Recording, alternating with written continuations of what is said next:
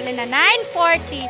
So, since nakikita nyo ang kaaking kapaligiran, alam nyo na kung nasaan ako. Andito na naman ako sa aming hacienda. Hacienda de Bailones.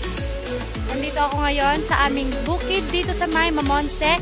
Dinadalaw at ipapakita ko sa inyo ang simpleng ginagawa namin dito sa bukid.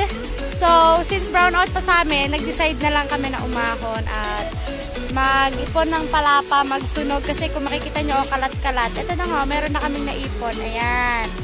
O, diba? Susunugin ko na lang yan later. At syempre, kasama ko pa rin ang aking mahal na pamilya. At, ayun, kung makikita nyo yun si Hiden.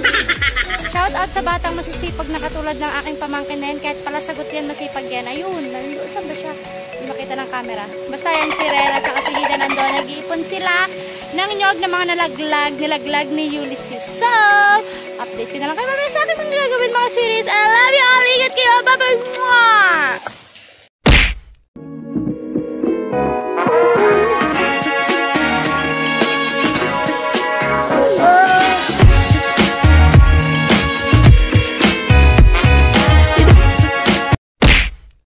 A few moments later. Ano? Good morning, sweeties. Maya say good morning. Good morning. So, second day namin dito sa bukid. And maya-maya pupunta na kami doon sa taas para okay, meron kaming ulam sa tanghali. This is what you called bunod and ano na yan tatay? Paloses. Yes, palos. Na nahiwa-hiwang palos. Kikita niya ba yan? Yan. So, iba talaga dito sa bukid. Konting tiyaga, makakasurvive ka na. Meron ka ng kakaining ulam sa tanghali or sa panggabi. Tanungin mo. Ano tatanungin ko tayo? Nakita mo ka mong palos? Nakikita niyo ba yung mga palos? Ayan. Hati-hati ng palos. Hati-hati na ang palos. Chinap-chap na ni Ka Freddy ang palos. Mamaya. Yummy na yan. Anong luto yan, tay? Paksiw. Paksiw daw. Paksiw kung paksiw. Ba't di gata? Gatataan. Okay. Paksiw pala muna bago gata para daw matigas at mas yummy. That's my mga julalay ko yan eh. Okay lang. Yan, sweeties. Alam niyo yung feeling na wala ka pang sweldo pero may julalay ka na. Ayan. Charing joke. Hindi ko sila julalay.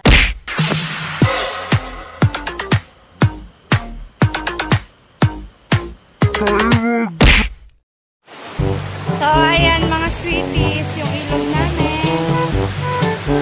Sarap din maligo. And kung mapapansin nyo, yan yung daan namin, no? Hindi na siya madadaanan ng kariton, kaya yung mga produkto, tulad ng nyog, ganon, hindi na siya maikariton. Kailangan siyang ipaanod. So, sana pero malabo na eh. Malabo makarating dito yung mga loader. Kaya talagang tao ang gagawa nito. As usual, yung mga ginagawa nila noon pag nagkakaroon ng baha, tapos naiba yung form ng mga bato or daan, nagkakamerenero talaga yung mga tao. Especially yung mga may bukid dito. Tulong-tulong sila. Ayan. Ayan yung bukid namin. Mamaya meron pa doon.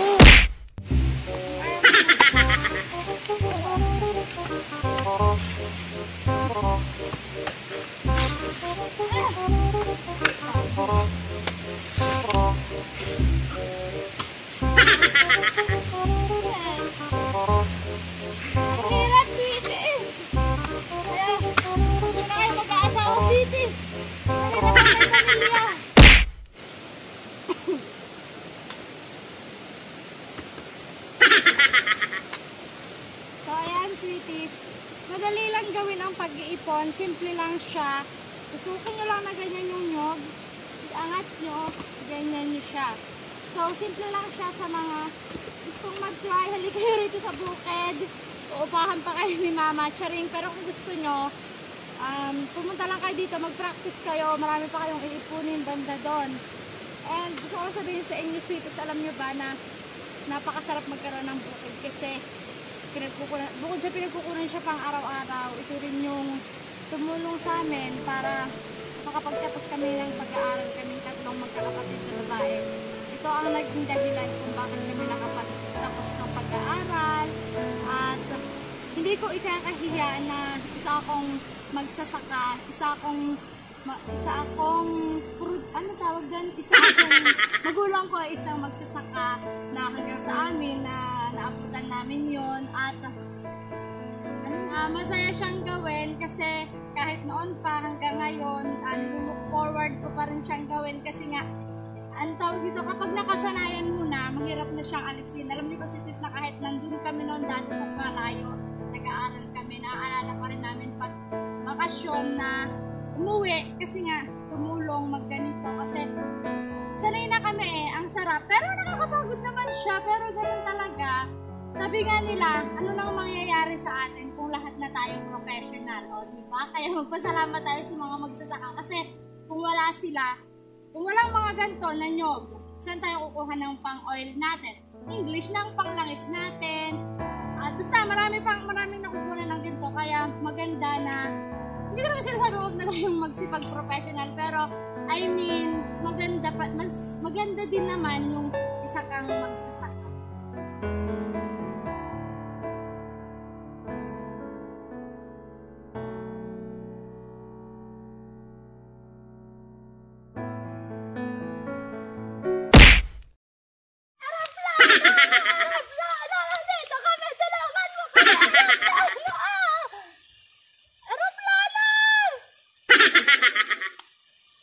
Siguro si President Duterte yon naglilibot.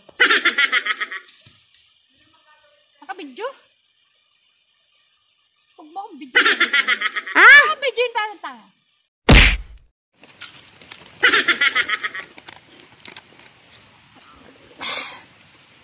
Pahinga muna sweeties, mga 3 beses na kami nagpapahinga. Okay lang yung nakakapagod eh. Pero habang nagpapahinga, kain muna tayo ng piwi! Kaya naman, baka naman piwi oh. Kapag sikat na, piwi! Kaya naman! Ako oh. Matita eh. Dito.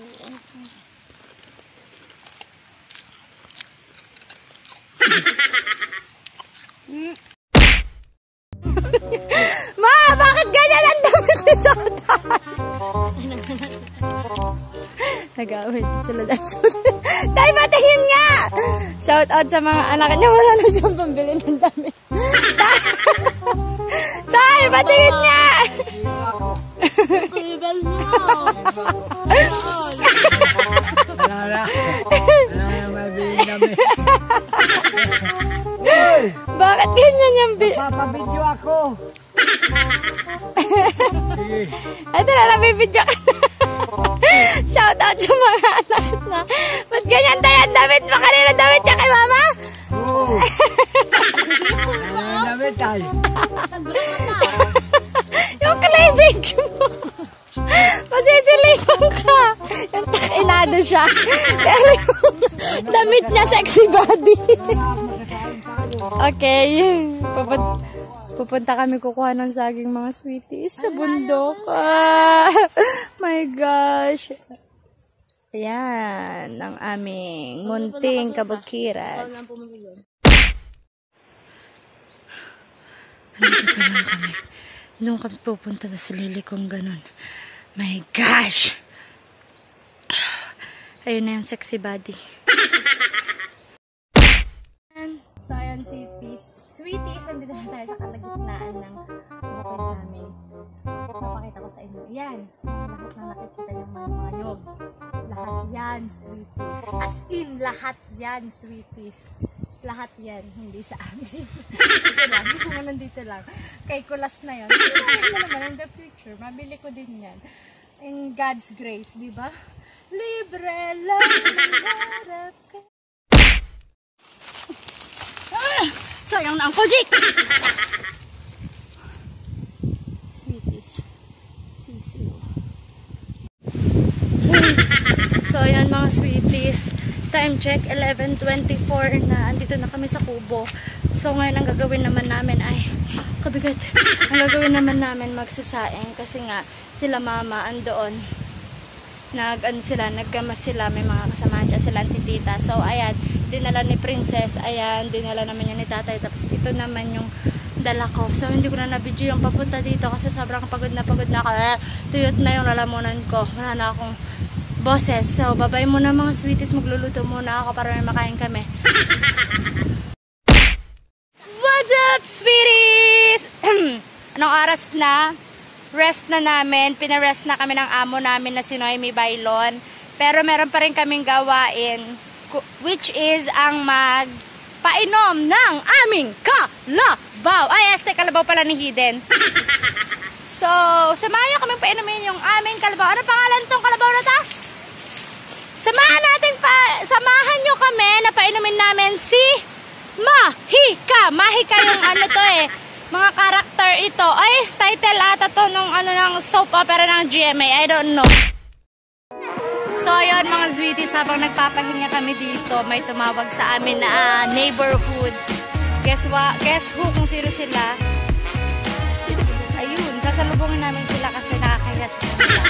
So, sila lang naman yung mga mahal naming kapitbahay sa baryo. Hanggang ngayon, hanggang dito sa bukid, kapitbahay pa rin namin sila. So, eto, sweeties, abangan nyo kung sino sila. Guess who? Resha! Diginat, ang kagandahan ni Auntie Gunding, pero narinig, ni Idin, wag kang papayag na ikaw na mas maganda si Isa. Ay, halika na rito. Ay, Ate Abby! Ate Abby!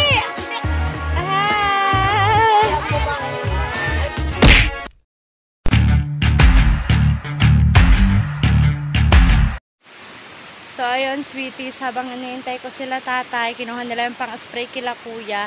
Gusto ko lang sabihin sa inyo na namimiss ko yung feeling na nandito. Ngayon lang kasi ako ulit nandito. Ngayon lang kasi ulit ako nagpunta dito sa may dulo ng bukid namin. Papakita ko sa inyo, sweeties, na yan. Yan, yung bundok yan. Yung bundok na yan, naaalala ko. Nag-iipon kami nila ate ko, kaming mga babae. Sama-sama kami together na nag-iipon nung buhay pa nun si Ate Ellen na andun, kanya-kanya kaming hilera na sinasabi na nila na the four sister kami, tas para kaming mga matsura, lalo na kasi nun si Ate Ellen tsaka si Ate Irish at Ate Inke, sobrang lalakas nilang magtrabaho. Ako lang naman yung hindi masyadong malakas kasi nga siguro bata pa din ako nun, tapos lalo na ngayon yung mayroon akong nararamdaman, madali kasi ako mapagod, sabi ko nga sa inyo. So, ayun lang, nakakamiss. Kasi, tulad ngayon, mag-isa ko lang dito. Wala sila, mga nagsitrabaho sila sa iba't ibang lugar. Na sana, bigyan kami ng time na magkasama-sama ulit kami na mag-ipon together, magtabas, at saka yung maghakot ng nyog. Yun, yung mga ginagawa namin noon. So, iba-vlog ko talaga kapag nagsama-sama kami. Kasi, sobrang miss ko na yung mga ate ko. Nag-i-spray si Papsi, nag-i-spray ang padir, nag-i-spray. So, hi mga sweeties! Okay, uwian na po. Uwian na. So, outro muna habang inihintay sila mama. So, see you again, sweeties, sa aking next video. Pasensya na kayo, medyo masama yung pangaramdam ko. Lalagnatin pa ata ako. Huwag naman sana kasi attend pa naman ako ng kasal. But anyways, I love you all, sweeties. Until my next video, please like, share, and subscribe. I love you all.